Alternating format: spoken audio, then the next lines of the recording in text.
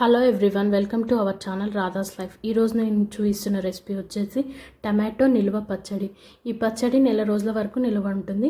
ఇందులో వెల్లిపాయ వేయకుండా నేను చేశాను.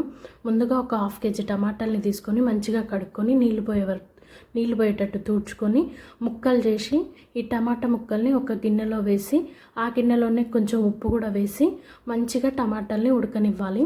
సిమ్లో పెట్టి టమాటాలు అనేది మధ్య మధ్యలో కలుపుతూ ఉండాలి, లేకపోతే అడుగు పట్టేస్తుంది. కలుపుతూ మధ్యలో వచ్చేసి కొంచెం టమాటా ఉడికినాక చింతపండు వేసుకోవాలి. నేను తీసుకున్న 1/2 కిలో టమాటాకి 50 గ్రాముల చింతపండు వేస్తున్నాను. వేసి మంచిగా కలుపుకోవాలి. బాగా కలిపి టమాటో అనేది బాగా దగ్గర పడాలి. మనకు పైన స్క్రీన్లో చూపిస్తున్న విధంగా దగ్గర పడుతూ ఉంటుంది. మొత్తానికి దగ్గర పడ్డ తర్వాత ఇంకా టమాటాని బంద్ చేసి పక్కన పెట్టాలి చల్లారనిస్తేందుకు. ఇంకో ఇలా అవుతుంది మనకు మంచిగా. ఇట్లా అయిన టమాటాని పక్కకు ఉంచుకోవాలి.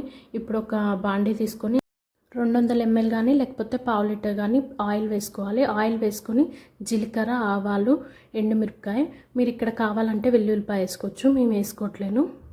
వేసి బాగా ఎండుమిరపకాయ వేగిన తర్వాత చల్లబడనివ్వాలి. చల్లబడిన ఆయిల్లో 6 స్పూన్ల కారం, 6 స్పూన్ల ఉప్పు వేసుకుంటున్నాను. అలాగే 1 స్పూన్ జీలకర్ర మెంతుల పొడి వేసుకొని బాగా కలుపుకొని అలాగే చల్లబడ్డ మన టమాటా మిశ్రమంలో ఈ మొత్తము కారం పేస్ట్ అనేది వేసేసి బాగా కలుపుకోవాలి. బాగా కలుపుకొని ఉంటే మన నెల రోజులు నిల్వ ఉండే టమాటో పచ్చడి రెడీ అయినట్టే. ఈ టమాటో పచ్చడి ఉప్మాలోకైనా, దోశలకైనా, అన్నం వేడివేడి అన్నంలోకైనా చాలా బాగుంటుంది.